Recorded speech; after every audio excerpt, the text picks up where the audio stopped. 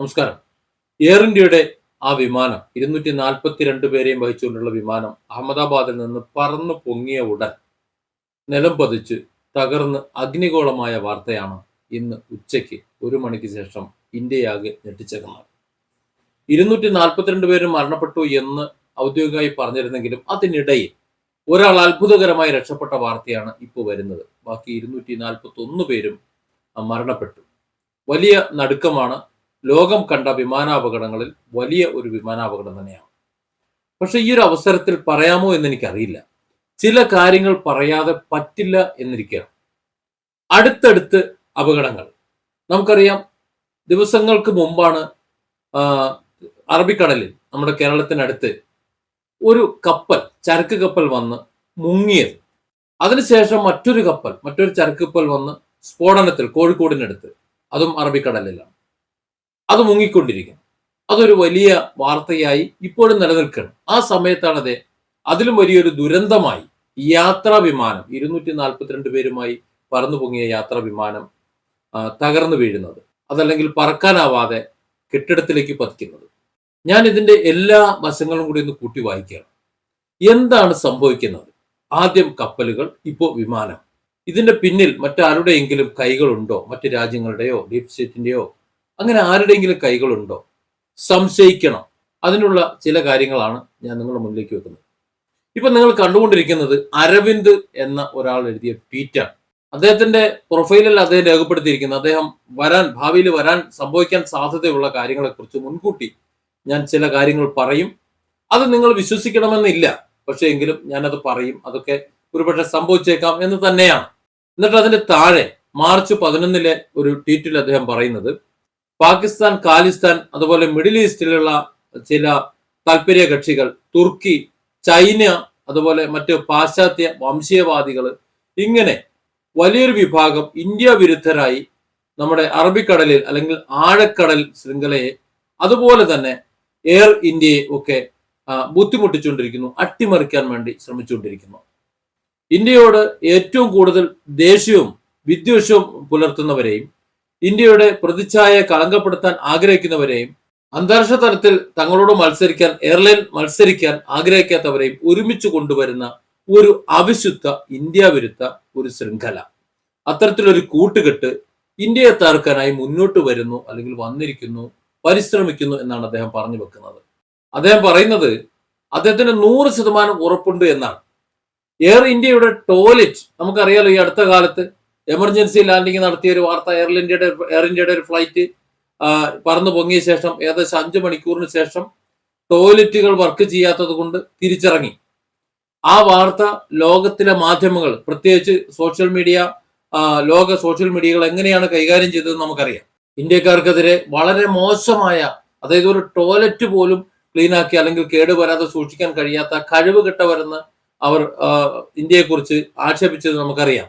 അത് എയർ ഇന്ത്യയെ തകർക്കാനുള്ള അല്ലെങ്കിൽ മറ്റൊരു അട്ടിമറിയായിട്ടാണ് അത് പറയാൻ സാധിക്കുന്നത്. അത് ഇന്ത്യയെ നന്നായിട്ട് ബാധിക്കുകയും ചെയ്തു. അതുപോലെ ഇന്ത്യയുടെ ട്രെയിനുകളിൽ ഇപ്പോൾ നമുക്ക് കാണാം, മനഃപൂർവ്വം അതിന്റെ വിൻഡോകൾ, ജനാലകൾ തകർക്കുക, അതിന്റെ സീറ്റുകൾ, മനോഹരമായ സീറ്റുകൾ കീറിക്കളയുക, അതിൽ യാത്ര ചെയ്യാൻ കഴിയാത്ത വിധം മാലിന്യം വിതറുക, യാത്രക്കാരുടെ സാമഗ്രികൾ മോഷ്ടിക്കുക, അല്ലെങ്കിൽ അത്തരത്തിൽ കുൽസിത പ്രവൃത്തികൾ ചെയ്യാൻ യാത്രക്കാർ കയറുന്നത് പോലെ ടോയ്ലറ്റ് കേടുവരുത്താനും അതുപോലെ അടിയന്തര ഒരു അവസ്ഥ സൃഷ്ടിക്കാനും അങ്ങനെ എയർ ഇന്ത്യ വിമാനം തിരിച്ചുവിടാനും എയർ ഇന്ത്യയിൽ ആരെങ്കിലും കയറി, അല്ലെങ്കിൽ യാത്രക്കാർ മനഃപൂർവ്വം കയറി എയർ ഇന്ത്യയെ തകർക്കാൻ വേണ്ടി ആൾക്കാർ കയറിയിട്ടുണ്ടാകും എന്ന് തന്നെയാണ് ഞാൻ കരുതുന്നത് എന്ന് അദ്ദേഹം പറയുന്നു. എയർലൈനും അതിന്റെ ജീവനക്കാരും മാനേജ്മെന്റും പോലും ഈ DS പ്രവർത്തനത്തെ കുറിച്ച് എന്താ പറയാ, അവർക്ക് അറിയില്ല, ഇതെങ്ങനെയാണ് സംഭവിക്കുന്നത് അറിയില്ല എന്നാണ് മനസ്സിലാക്കുന്നത്. അത്തരം സംഭവങ്ങൾ നടക്കുമ്പോൾ ഒരു ശരിയായ PR, അത്തരത്തിലൊരു PR ചെയ്യാൻ പോലും അവർക്ക് സാധിക്കുന്നില്ല. കാരണം ഇന്ത്യയുടെ സമ്പദ് വ്യവസ്ഥയെയും വിശ്വാസ്യതയും പ്രതിച്ഛായയെയും, അതുപോലെ ഇന്ത്യയുടെ ഒരു പവറുണ്ട്, ഒരു സോഫ്റ്റ് പവർ, ആ പവറിനെയും വ്രണപ്പെടുത്തുന്ന, അതിനെ നശിപ്പിക്കുന്ന ഒരു വിഭാഗം മറുഭാഗത്ത് പ്രവർത്തിക്കുന്നു, അല്ലെങ്കിൽ അതിനുവേണ്ടി പരിശ്രമിക്കുന്നു. ഇന്ത്യൻ കമ്പനികളിലെ ജീവനക്കാർ, അതുപോലെ ഉയർന്ന മാനേജ്മെന്റ്, അല്ലെങ്കിൽ അത്തരത്തിലുള്ളവർ, അവർ ഒരുപക്ഷെ എയർ ഇന്ത്യയെ കേടുവരുത്താൻ, ആ ടോയ്ലറ്റ് കേടുവരുത്തിയതാകാമെന്നാണ് പറയുന്നത്. അവർ അറിഞ്ഞു തന്നെ ആയിരിക്കുക. നമുക്കറിയാമല്ലോ, പല കമ്പനികളും തകർക്കാനായിട്ട് അതിലുള്ള ജീവനക്കാരെ തന്നെയാണ് ഉപയോഗിക്കുന്നത്. അദ്ദേഹം തുടർന്ന് പറയുന്നത് ഡീപ് സ്റ്റേറ്റിനെയും അതിന് നേതൃത്വം കൊടുക്കുന്നവരെയും അവരുടെ ഉദ്ദേശങ്ങളെയും ഒക്കെ ഇന്ത്യയുടെ താല്പര്യങ്ങൾക്ക് എതിരെ പ്രവർത്തിക്കുന്ന തന്ത്രപ്രധാന രീതികളെയും ഇന്ത്യക്കാർ തന്നെ ആലോചിച്ചുകൊണ്ട് ഇന്ത്യക്കുള്ളിൽ നിന്നുകൊണ്ട് അതിനെ നശിപ്പിക്കാനും അല്ലെങ്കിൽ ഇന്ത്യയുടെ നവീന ആശയങ്ങളെ തള്ളിക്കളയുന്നതായിട്ട് അതിനെ നശിപ്പിക്കാൻ വേണ്ടി കുടപിടിക്കുന്നതായിട്ട് പ്രവർത്തിക്കുന്നതായിട്ട് മനസ്സിലാക്കത്തോളം ഇന്ത്യ തോറ്റുകൊണ്ടേ ഇരിക്കും എന്നാണ് അദ്ദേഹം പറയുന്നത്. ഇവിടെ ഞാൻ നിങ്ങളോട് ചോദിക്കുന്നത്, ഇന്ത്യയുടെ വളർച്ചയ്ക്ക് ആരോ മനഃപൂർവ്വം തടയിടാൻ ശ്രമിക്കുന്നു, അല്ലെങ്കിൽ ഇന്ത്യ ഒറ്റയ്ക്ക് ഇങ്ങനെ വളർന്നു പോകുന്നതിനെ ആരൊക്കെ എതിർക്കുന്നു, അല്ലെങ്കിൽ ആർക്കൊക്കെയോ ഒരു ബുദ്ധിമുട്ടായി ഇന്ത്യ മാറിക്കൊണ്ടിരിക്കുന്നു. അതിന്റെ ഏറ്റവും വലിയ ഉദാഹരണം ഇന്നത്തെ സംഭവമാണ്. എയർ ഇന്ത്യയുടെ വിമാനം തകർന്നപ്പോൾ ആ വാർത്ത പാശ്ചാത്യ മാധ്യമങ്ങൾ എങ്ങനെയാണ് കൊടുക്കുന്നത് എന്ന് നിങ്ങളൊന്ന് ശ്രദ്ധിച്ചാൽ മതി. നിരവധി വാർത്തകൾ നിരവധി തലക്കെട്ടുകളിൽ അങ്ങ് വ്യാപിപ്പിക്കുകയാണ്. അതായത് എയർ ഇന്ത്യ വിമാനം, ഇന്ത്യയുടെ വിമാന സർവീസുകൾ ഒന്നിനും കൊള്ളില്ല, യാത്ര ചെയ്യാൻ കൊള്ളില്ല, സുരക്ഷിതത്വം ഇല്ലാത്തതാണ് എന്ന് സ്ഥാപിക്കാൻ തക്കവണ്ണം അല്ലെങ്കിൽ അതിനു വേണ്ടി വാർത്തകൾ എഴുതുന്നതാണോ അതോ ഈ ദുരന്തത്തെ റിപ്പോർട്ട് ചെയ്യുന്നതാണോ എന്ന് പോലും സംശയിക്കുന്ന വിധത്തിലാണ് വാർത്തകൾ വന്നുകൊണ്ടിരിക്കുന്നത്. കഴിഞ്ഞ ഓപ്പറേഷൻ സിന്ദൂർ നടക്കുന്ന സമയത്ത് പാകിസ്ഥാന്റെ വിമാനം ഇന്ത്യ വെടിവെച്ചിട്ടതാണ്.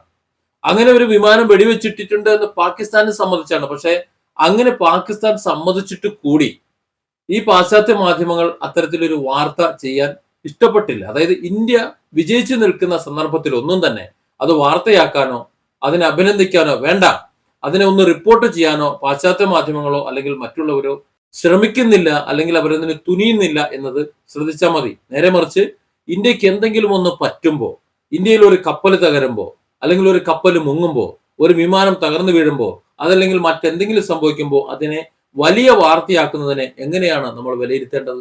ഇതൊക്കെ സൂചിപ്പിക്കുന്നതായിരുന്നു അരവിന്ദിന്റെ ആ 11-ാം തീയതിയിലെ മാർച്ച് 11-ാം തീയതിയിലെ ട്വീറ്റ്. നമുക്ക് വേറിട്ടൊരു ചിന്തിച്ചൂടെ? ലോകത്തെ കണ്ടം ചെയ്യാറായ കപ്പലുകൾ, ചരക്ക് കപ്പലുകൾ, ആ കപ്പലുകൾ നിറയെ മാലിന്യം കയറ്റുന്നു. എന്തെങ്കിലും ചെറിയ കുറച്ച് സാധനങ്ങൾ കൂടി കയറ്റി വെച്ചുകൊണ്ട് അതിനെ അറേബ്യൻ കടലിൽ ഇന്ത്യയുടെ തീരത്ത് കൊണ്ടുവന്ന് മുക്കിക്കളയുന്നു, അല്ലെങ്കിൽ അതിനെ തകർത്ത് കളയുന്നു. അങ്ങനെ തകർത്ത ശേഷം അതിന്റെ ഇൻഷുറൻസ് തുക തട്ടിയെടുത്ത് അവർ രക്ഷപ്പെടുന്നു. പക്ഷെ അങ്ങനെ തകർത്ത് മുക്കുമ്പോൾ മാലിന്യങ്ങൾ അവരെവിടെ കൊണ്ട് കളയും എന്നറിയാതെ കാത്തു കെട്ടി വെച്ചിരിക്കുന്ന മാലിന്യങ്ങൾ വളരെ സുരക്ഷിതമായി 10 പൈസയുടെ ചെലവില്ലാതെ നമ്മുടെ കേരള തീരത്ത്, ഇന്ത്യയുടെ തീരത്ത്, അറബിക്കടലിൽ കൊണ്ടുവന്ന് തള്ളിക്കളയുകയും ചെയ്യുന്നു. ഇതുകൊണ്ട് എവിടെയാണ് ദോഷം വരുന്നത്? വിഴിഞ്ഞത്താണ്, വിഴിഞ്ഞം പോർട്ടിലാണ്. അതായത് കേരള തീരത്ത് ഒരു പുതിയ പോർട്ട് വളർന്നു വരുന്നത് അവർക്ക് സഹിക്കൂല. ആർക്കൊക്കെ സഹിക്കില്ല? നമുക്കറിയാം, ലോകത്തെ കുറച്ച് കമ്പനികൾ, അത് അമേരിക്ക, അതുപോലെ മിഡിൽ ഈസ്റ്റ്, ചൈന, യൂറോപ്പിലുള്ള കുറച്ച് കമ്പനികൾ, അതുപോലെ വമ്പൻ പണച്ചാക്കുകൾ, അങ്ങനെ കുറച്ച് പേർ, അവരൊക്കെയാണ് ലോകത്തുള്ള ഏത് പോർട്ടും, സിംഗപ്പൂർ പോർട്ടായാലും മറ്റേത് പോർട്ടായാലും പോർട്ടുകൾ നിയന്ത്രിച്ചുകൊണ്ടിരിക്കുന്നത്. നേരെ മറിച്ച് ഈ വിഴിഞ്ഞ പോർട്ട് അങ്ങനെയല്ല. അവിടെ അദാനി പോർട്ടാണ് അറിയപ്പെടുന്നത്. ഒരു ഇന്ത്യക്കാരനായിട്ട് ഉള്ള ഒരാൾ, ഇന്ത്യൻ സർക്കാരും കൂടി ചേർന്നിട്ട് ഇവിടെ ഒരു പോർട്ട് നടക്കുമ്പോൾ അത് വിദേശ കുത്തകകൾക്ക് അല്ലെങ്കിൽ അങ്ങനെയുള്ളവർക്ക്, ആ പണച്ചാക്കുകൾക്ക് അതിന് സ്വാധീനമില്ല. സ്വാഭാവികമായും ഇത്തരത്തിലൊരു പോർട്ട് പ്രവർത്തിക്കുന്നത് അവർക്ക് ക്ഷീണമാണ്. അപ്പോൾ അതിനെ തകർക്കാൻ വേണ്ടിയുള്ള പരിശ്രമം അവർ നടത്തിക്കൊണ്ടിരിക്കും. വിശേഷിച്ച് ഇന്ത്യ പോലുള്ള ഒരു രാജ്യമാണെന്നുണ്ടെങ്കിൽ ഇന്ത്യയെ തന്നെ തകർത്ത് കളയാൻ വേണ്ടി അവർ പരിശ്രമിക്കുമെന്ന കാര്യത്തിൽ സംശയമില്ല. ഇവിടെ നമ്മൾ കപ്പലുകളെ സംശയിക്കുമ്പോൾ ആ കപ്പലിലെ ജീവനക്കാർ ഇവിടെ വരുമ്പോൾ അവരറിയുന്നില്ല അത് കപ്പൽ മുങ്ങുമെന്നോ അല്ലെങ്കിൽ സ്ഫോടനത്തിൽ കത്തുമെന്നോ ഒന്നും അവരറിയുന്നില്ല. ഒരുപക്ഷെ അവരറിഞ്ഞായിരിക്കില്ല വരുന്നത്. പക്ഷെ പാശ്ചാത്യ മാധ്യമങ്ങൾ ഇതെങ്ങനെ റിപ്പോർട്ട് ചെയ്യുന്നു നോക്കിയാൽ മതി. ഇന്ത്യയിലെ ഇന്നത്തെ ഈ അപകടം എങ്ങനെയാണ് റിപ്പോർട്ട് ചെയ്തതിന് മുമ്പ് ടോയ്ലറ്റ് വർക്ക് ചെയ്യാതെ ആ വിമാനം തിരിച്ചിറക്കേണ്ടി വന്ന സാഹചര്യത്തിൽ എങ്ങനെയാണ് റിപ്പോർട്ട് ചെയ്തത് എന്നൊക്കെ ഒന്ന് പരിശോധിച്ചാൽ മതി. ഞാൻ പറയുന്നത് ഇന്നത്തെ ഈ ഫ്ലൈറ്റ് അപകടം, ഈ വിമാനം, എയർ ഇന്ത്യയുടെ വിമാനം തകർന്നു വീണത് അത്തരത്തിലൊരു അപകടമാണ് എന്നല്ല. പക്ഷെ തുടരെ തുടരെ കപ്പലുകൾ മുങ്ങുന്നു, അതുപോലെ വിമാനം വീഴുന്നു. അപ്പോൾ ഇങ്ങനെ സംഭവങ്ങൾ നടക്കുമ്പോൾ ഇതിന്റെ പിന്നിൽ എന്തെങ്കിലും ഉണ്ടോ, ആരെങ്കിലും ഉണ്ടോ എന്നൊന്ന് അന്വേഷിക്കേണ്ടതാണ്. നമുക്കറിയാം, ഇന്ത്യയുടെ ശത്രുക്കളായി നിന്നവർ ഏത് രാജ്യത്തായാലും അവിടെയൊക്കെ അവർ മരിച്ചു വീഴുന്ന ഒരു സാഹചര്യം ഉണ്ടായിരുന്നു. ഇന്ത്യയെ സംബന്ധിച്ചിടത്തോളം ഇന്ത്യക്കുള്ളിൽ നിന്നുകൊണ്ട് ഇന്ത്യയെ ഒറ്റുകൊടുക്കുന്ന ധാരാളം പേരെ ഈ അടുത്ത കാലത്തായിട്ട് പിടിക്കുകയും ചെയ്തു. 2 ഭരണകർത്താക്കൾ ഇന്ത്യയുടെ മണ്ണിൽ വെച്ച് കൊല്ലപ്പെട്ട, സ്വന്തം വിശ്വസ്തരായിട്ടുള്ള ആൾക്കാരാൽ കൊല്ലപ്പെട്ട നാടാണിത്. നമുക്കറിയാം, ഒരു പ്രധാനമന്ത്രി കൊല്ലപ്പെട്ടത് എങ്ങനെയാണ്? സ്വന്തം അംഗരക്ഷകരാലാണ്. ആരും പറഞ്ഞില്ല. ആ കൊന്ന വ്യക്തിയെ മറ്റൊരാൾ വെടിവെച്ചു. അതിനെ രക്ഷിക്കാൻ വേണ്ടി വെടിവെച്ചതാണോ അതോ ആ കൊലയാളി തിരിച്ചറിയാതിരിക്കാൻ വേണ്ടി, ആരാണത് ചെയ്തത് എന്ന് തിരിച്ചറിയാതിരിക്കാൻ വേണ്ടി വെടിവെച്ചതാണോ എന്ന് ഇന്നും വ്യക്തമല്ല. അതുപോലെ മറ്റൊരു പ്രധാനമന്ത്രി കൊല്ലപ്പെട്ടു. അങ്ങനെ ഒരു പ്രധാനമന്ത്രി കൊല്ലപ്പെട്ടപ്പോൾ അവരുടെ നേതാക്കൾ, പ്രാദേശിക നേതാക്കൾ അടക്കം ആരും തന്നെ അടുത്തുണ്ടായിരുന്നില്ല എന്നുകൂടി നമ്മൾ ചിന്തിക്കണം.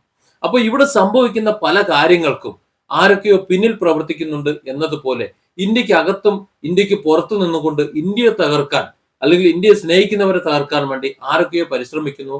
അതിന്റെ പരിണിത ഫലമാണോ അല്ലെങ്കിൽ അവരുടെ പ്രവർത്തന ഫലമാണോ ഇവിടെ കപ്പലുകൾ തകരുന്നത്, മുങ്ങുന്നത്, ഇപ്പോ എയർ ഇന്ത്യ വീണത് എന്നുകൂടി പരിശോധിക്കേണ്ടതല്ലേ? പ്രധാനമായും ഞാനങ്ങനെ സംശയിക്കുന്നത്, ഇന്ത്യക്കുള്ളിൽ നിന്നുകൊണ്ട്, ഇന്ത്യയുടെ ഉപ്പും ചോറും നിന്നുകൊണ്ട് ഇന്ത്യയിൽ ജീവിക്കുന്ന ചിലരാണ് പാകിസ്ഥാൻ അടക്കം മറ്റു പലരുടെയും ചാരന്മാരായി ഈ അടുത്ത കാലത്ത് പിടിക്കപ്പെട്ടത്. അതുകൊണ്ട് നമുക്ക് ആരെയും വിശ്വസിക്കാൻ പറ്റൂല. ഈ കപ്പലുകൾ മുങ്ങിയതും ഈ വിമാനം തകർന്നതുമെല്ലാം വിശദമായി അന്വേഷിക്കപ്പെടേണ്ടതാണ്. ഇന്ത്യയെ തകർക്കാൻ ആരൊക്കെയോ മനഃപൂർവ്വം ഇന്ത്യയുടെ വിശ്വാസ്യത തകർക്കാൻ, ഇന്ത്യയുടെ ഒറ്റയ്ക്കുള്ള വളർച്ച, മറ്റുള്ളവർ അങ്ങനെയല്ല, കൂട്ടം ചേർന്ന് വളരുകയാണെന്നുണ്ടെങ്കിൽ ഇന്ത്യ ഒറ്റയ്ക്ക് നിന്നുകൊണ്ട് ഇങ്ങനെ വളരുമ്പോൾ ആ വളർച്ചയെ തല്ലിക്കെടുത്താൻ ആരൊക്കെയോ പരിശ്രമിക്കുന്നു. അതിന്റെ ഫലമായാണ് ഈ അനിഷ്ട സംഭവങ്ങളൊക്കെ നടക്കുന്നത് എന്ന് സംശയിക്കേണ്ടി വരികയാണ്. Different angles. Don't forget to subscribe and support this channel.